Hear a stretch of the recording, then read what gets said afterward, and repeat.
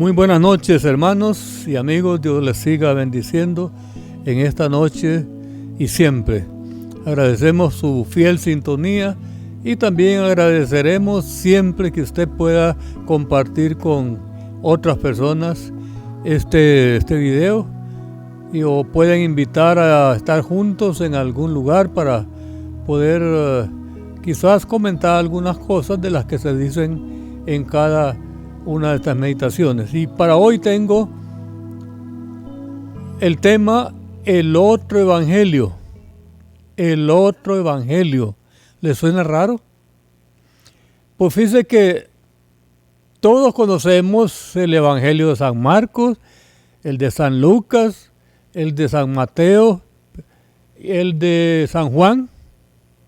Y no quiero referirme a otros evangelios que se les llama apócrifos en la literatura bíblica. Y además otros escritos que no aparecen ni en la Biblia apócrifa o los libros apócrifos, pero que también hubo muchos evangelios.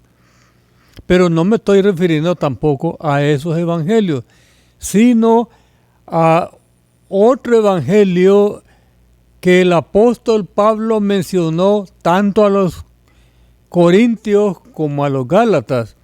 Y por supuesto, él les mencionó que entre ellos estaba circulando o estaban siendo influenciados por otro evangelio. Así que comenzamos la meditación de ese otro evangelio con el punto número 1 que dice el evangelio puro.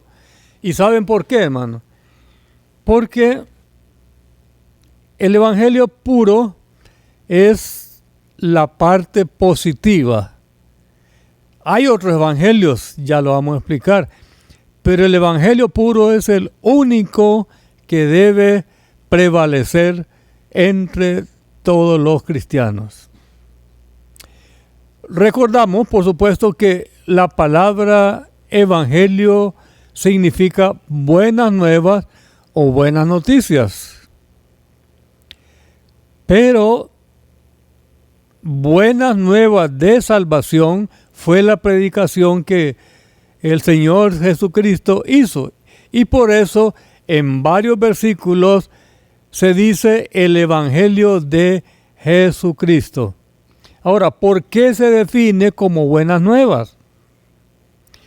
Porque debido al pecado, el hombre estaba destinado o condenado a la muerte, ya que si ustedes recordarán, todo el Pentateuco que contiene la ley que Dios dio a Moisés, el hombre debería hacer frecuentemente algún tipo de sacrificio para agradar a Dios, para estar bien con Dios. Los profetas también enfatizaron sobre esta necesidad, pero luego los apóstoles y Jesús mismo enseñó que la ley mata. La ley mata. Pero un día Dios confirmó la promesa que había hecho tanto a Adán como a Eva allá en el jardín del Edén, de enviarles un redentor para librar al hombre de la maldición de la ley, como lo dice el apóstol Pablo. Librar al hombre de la muerte eterna. En la predicación de Jesús, él nunca dijo que no moriríamos, pero que si creíamos en Él que es la vida misma, nunca moriríamos. Pero lo debemos entender de esta manera. Si el cuerpo que tenemos ahora, que es corruptible, como dice la Biblia, ese cuerpo va a morir. Pero ¿qué sucederá después? En el día que Cristo venga, o en el día de la resurrección de los muertos en Cristo Jesús, entonces se manifestará de verdad esa vida de que los evangelios nos hablan, la vida eterna.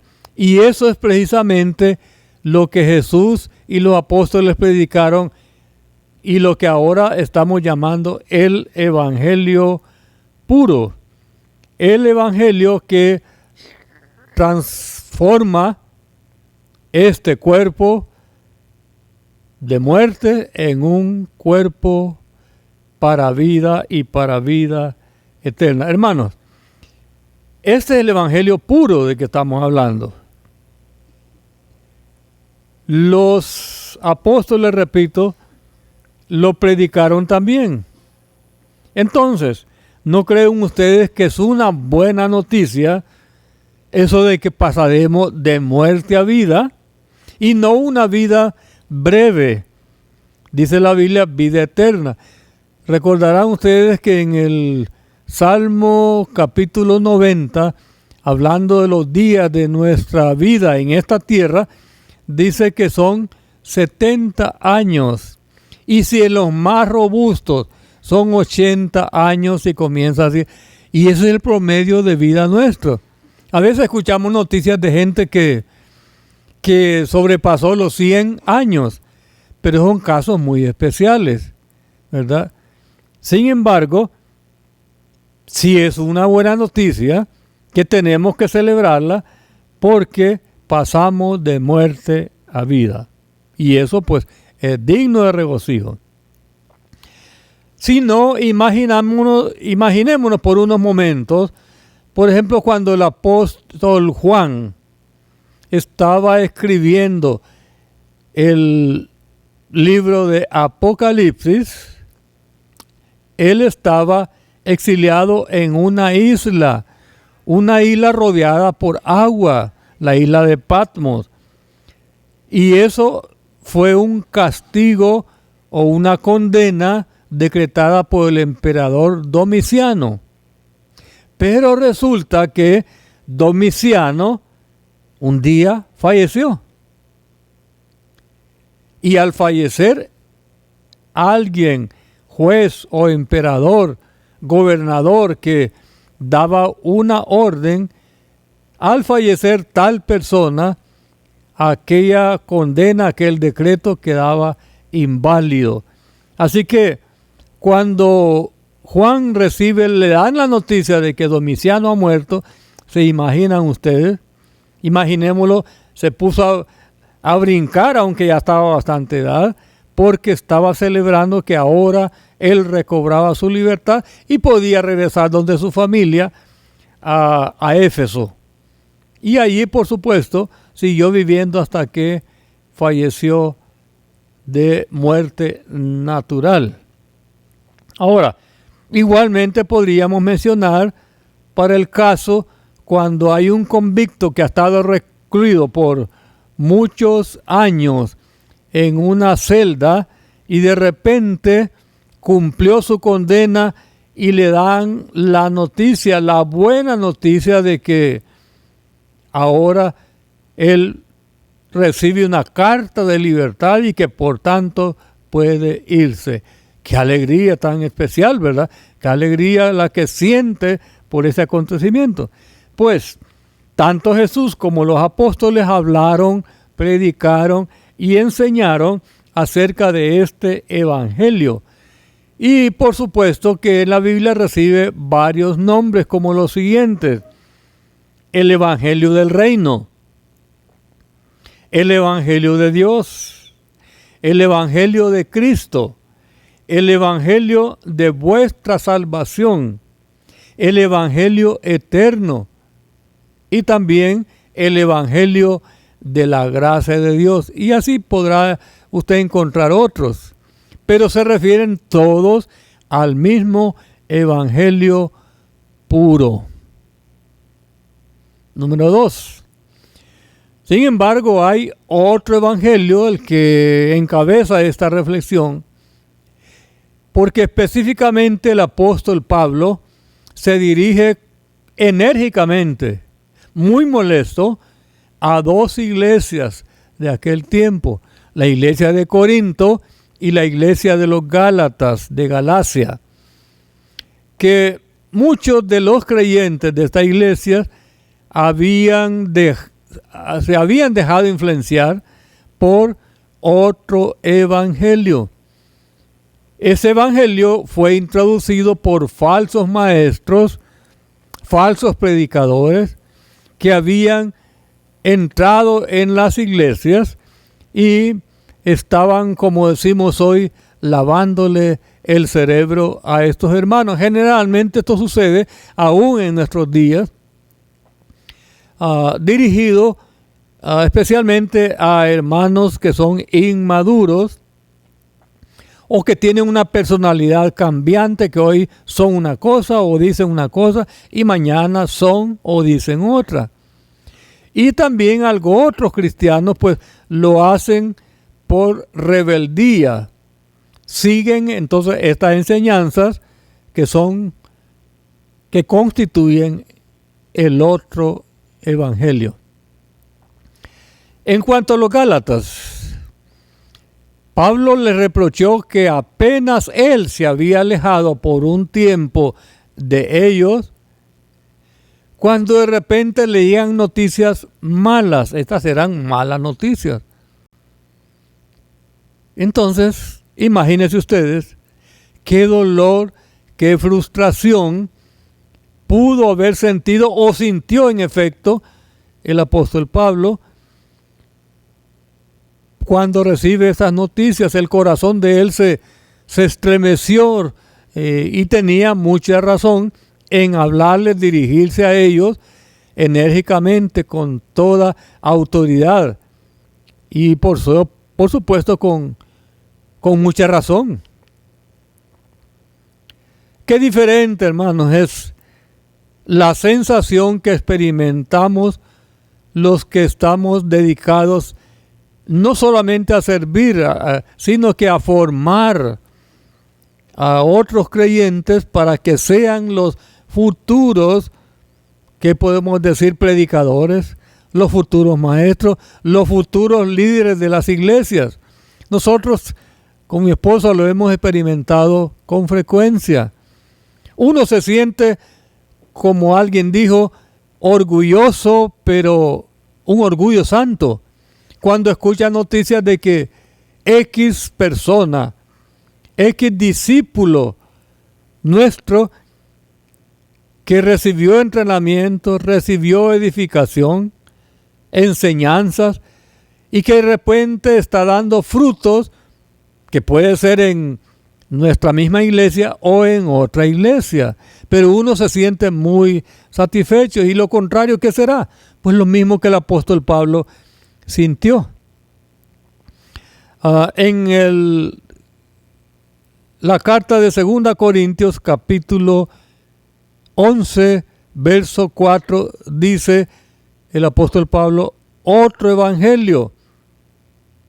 Y en los versículos 6, 8 y 9 del capítulo 1 de Gálatas, Pablo habla de un evangelio diferente. Miren, primero habla a los corintios de otro evangelio, pero ahora a los Gálatas está hablándoles de un evangelio diferente, y lo hace por 3 veces. Por eso mencioné los versos 6, 8 y 9 del capítulo 1 a los Gálatas. Pero, ¿qué hace Pablo? A esto él lo llama, sin andar con rodeos, lo llama anatema. ¿Y qué significa anatema? Significa maldito.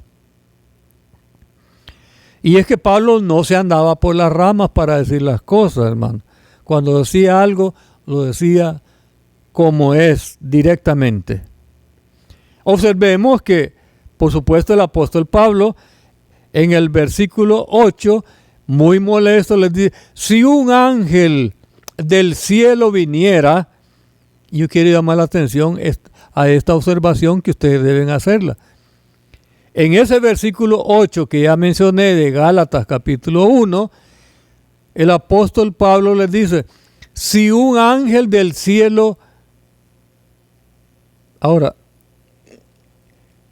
no dice si un ángel de Dios. Son dos cosas muy diferentes. Porque saben, hermano, el hecho de venir del cielo no le garantiza a nadie de su veracidad. O sea que lo que viene a enseñar, ya porque viene del cielo, es lo verdadero. No, no le garantiza. Si ustedes conocerán algo acerca del mismo Satanás.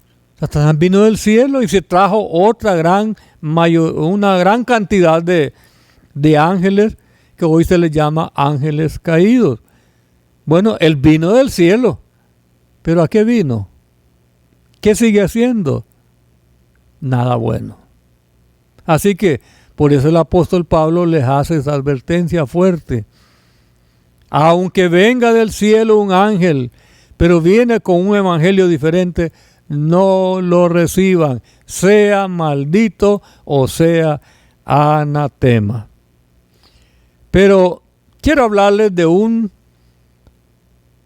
otro evangelio. Ya hablé de un otro evangelio, de un evangelio diferente, pero yo quiero mencionarles en esta noche acerca de otro que quizás algunos ya habrán escuchado, algunos que quizás están influenciados por ellos, y este es llamado, y vamos al punto número 3, el quinto evangelio. ¿Les suena raro o no, verdad? Pues sí, sabemos que los evangelios que hay o que tenemos en nuestra Biblia solamente son 4. Pero ¿por qué estoy hablando de un quinto evangelio? Algunos comentaristas bíblicos y escritores, predicadores le han llamado el evangelio de el San Yo. San Yo. Y este evangelio, hermano, está compuesto de 50 capítulos divididos en 2 secciones. Fíjense bien. 2 secciones tiene este evangelio. Y una sección es lo que a mí me gusta. Y la otra sección es lo que no me gusta. Acerca de la enseñanza que encuentran en la Biblia. Han sido muchos los escritores de este evangelio, los cuales siempre se identifican, por ejemplo, solo piensan en sí mismos, nunca están conformes, se vanaglorían de sus propios logros y hasta se vuelven enemigos y odian a los cristianos. Pero también yo agrego los aficionados o los que les gusta este evangelio se apartan de las enseñanzas básicas del sermón del monte que Jesús dio a conocer a sus discípulos. Y para ahondar un poquito en estas 2 secciones que mencioné, voy a dar 5 ejemplos bíblicos. Número 1. Algunos participantes de este evangelio, o bueno decir todos, dicen, me gusta mucho cuando Jesús dice, venid a mí todos los que estáis trabajados y cargados, que yo os haré descansar. ¿Verdad que bonito? Sí, me gusta. Y así dicen las personas. Pero viene el otro lado de la moneda. Pero no me gusta cuando dice, llevad mi yugo sobre vosotros. ¿Por qué? Porque ahí implica algo que esa persona tiene que dar a cambio. Esto lo encontramos en Mateo capítulo 11, versículos 28 y 29. Segundo ejemplo. Dicen también, me gusta mucho cuando Pablo dice en Filipenses 2, 12 y 14, así, amados míos, siempre habéis obedecido, no solo en mi presencia, sino aún más ahora en mi ausencia. Pero viene la otra parte. Pero no me gusta porque dice hacer todo sin murmuraciones y contiendas. Lo repito, esto está Filipenses 2, versos 12 y 14. Me gusta una cosa, pero no me gusta otra. Tercer ejemplo. Me gusta mucho cuando Jesús dice en Juan 10:10, quizás lo saben de memoria, he venido para que tengan vida y vida en abundancia. Qué bueno, ¿verdad? Pero no me gusta, dicen esas personas, cuando dice, si me amáis, guardad mis mandamientos. ¿Ven las dos caras de la moneda? Ejemplo número 4. Me gusta tanto que el apóstol Pedro en 1 Pedro capítulo 2, verso 2 dice, desead como niños recién nacidos la leche espiritual no adulterada. Pero no me gusta que el apóstol Pablo también dice, renunciemos a lo oculto y vergonzoso, no andando con astucia.